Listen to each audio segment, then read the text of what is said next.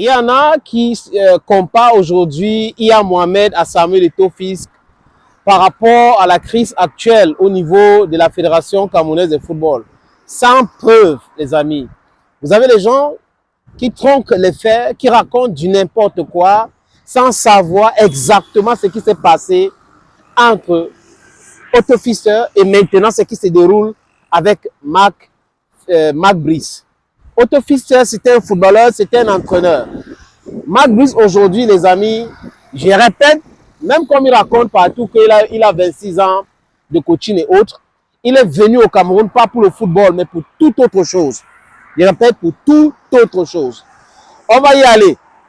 Comparons donc la situation avec Eto'o-Fister et Marc Brice. Vous allez voir qu'ici, on essaie de faire le travail.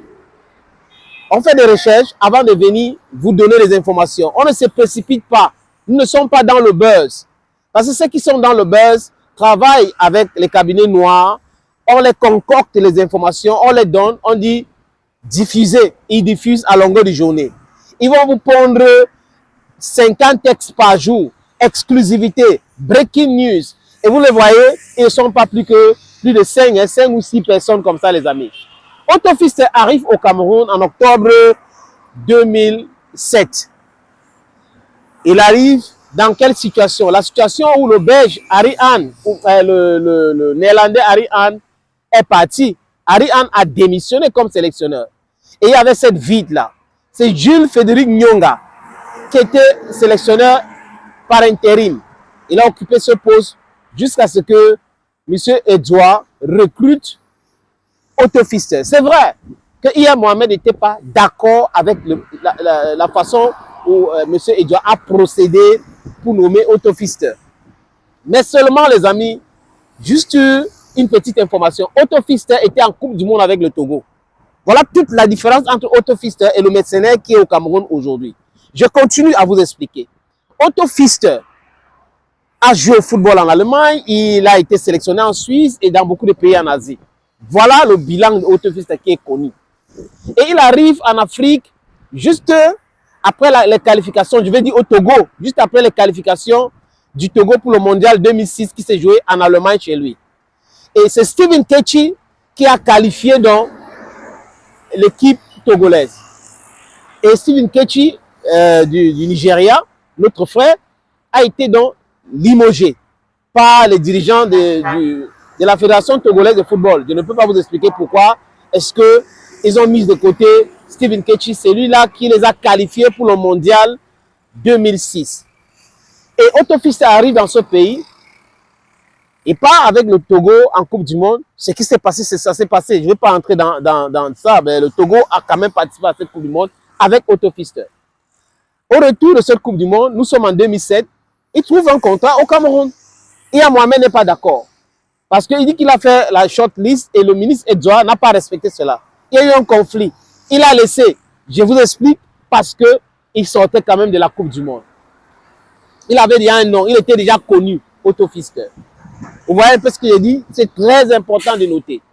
Et il n'y avait pas, en 2007, le décret de 2014. Donc on est en 2007. Et 7 ans après, il y a eu un décret signé par Paul Barthélemy Biya-Bivondor. La raison était simple, parce qu'il y avait une cacophonie. Le président Paul Biya, à travers ce décret, voulait clarifier les choses. Qui fait quoi? Qui est responsable de quoi? C'est l'esprit de ce décret-là, signé par Paul Biya en 2014. Et en 2015, la fédération a fait une erreur de ma part de signer une convention qui lui a enlevé certains pouvoirs avec le ministère. Voilà la réalité. Donc, il n'y avait pas le décret de 2014 en 2007. Est-ce que les gens peuvent comprendre? Voilà toute la différence. Et aujourd'hui, il y a les lois. Il y a une base juridique. Et cette base juridique, c'est le décret, c'est la convention. Mais pourquoi donc le ministre actuel ne respecte pas cela? Voilà pourquoi la fédération conteste. Donc la fédération ne conteste pas comme ça en l'air. C'est sur une base juridique. Les textes n'ont pas été respectés. Maintenant, vous pouvez détester Eto'o et vouloir qu'il démissionne, il part. D'accord, je vous le concède. Mais seulement, Il faut dire la vérité aux gens. Parce que quand vous commencez à... Iyam Mohamed a su gérer l'affaire en 2006, en 2007, alors que c'était la même chose. Ce n'étaient pas les mêmes entraîneurs. Ils n'avaient pas de même palmarès. Et les deux, il n'y avait pas le décret de 2014. Il n'y en avait pas. On est en train de parler de 2007. Il n'y avait pas la convention de 2015. Donc, mettez ça dans votre tête. Les amis, n'écoutez pas tes menteurs-là. Ils sont prompts à mentir, à raconter du n'importe quoi. Et nous sommes dans un pays où, quand vous demandez aux gens de respecter uniquement les textes, que les textes disent des choses, il faut respecter. On va vous sortir que le ministre, c'est l'État. L'État peut décider de faire ceci. L'État, non, mais l'État ne fonctionne pas comme ça. No state is functioning correctly in lawlessness. Et l'abus du pouvoir, c'est le dada de beaucoup de personnes chez nous au Cameroun aujourd'hui. Vous le savez très bien. Donc, contester cet abus fait de vous un têtu, un hors-la-loi, quelqu'un qui ne respecte pas l'autorité. Donc, le respect d'autorité, selon certains pseudo-opposants, selon certains pseudo-activistes, les amis, c'est d'accepter de se faire piétiner. Dans une société où il y a des règles, on vous demande, laissez les règles là. Le ministre a décidé. Laissez les règles là. Le sous-préfet a décidé. Laissez les règles là. Le fonctionnaire a décidé. Ce n'est pas possible. That is encouraging lawlessness. Quand ce n'est pas fini, ce n'est pas fini. Les amis, c'est 90 minutes fois 2. Donc le match et tout, peut-être c'est pour très bientôt. Et vous savez, allez regarder le match samedi, les amis. L'Africa Foot a réouvert les points de vente. Donc, achetez les billets, allez regarder le match. Mais ne l'oubliez pas, surtout, c'est très important, le temps est le meilleur juge. Yes, time is the best judge on earth. Thank you, friends. Thank you again. And bye-bye for now.